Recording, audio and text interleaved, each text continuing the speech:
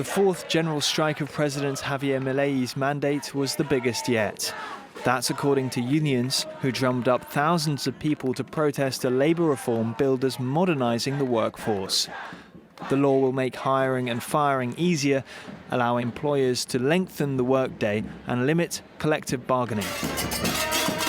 Milei wants to create jobs, but for striking workers, it's a historic step backwards. The reform would roll back 200 years of rights won. The way to keep them is through unity on the streets. CGT, the country's biggest union, says 90% of Argentina was brought to a halt on Thursday. Even transport was crippled. Buses and trains remained stationary, and hundreds of flights were cancelled.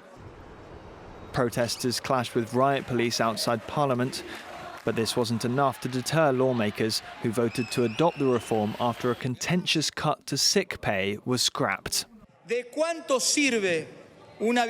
What good is an entire library of labour legislation if at the end of the day the system doesn't create jobs?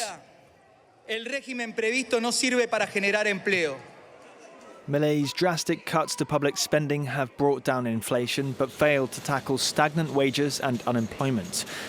The opposition says this reform will only mean more layoffs. It's now up to the Senate to decide when they cast the final vote in the coming weeks.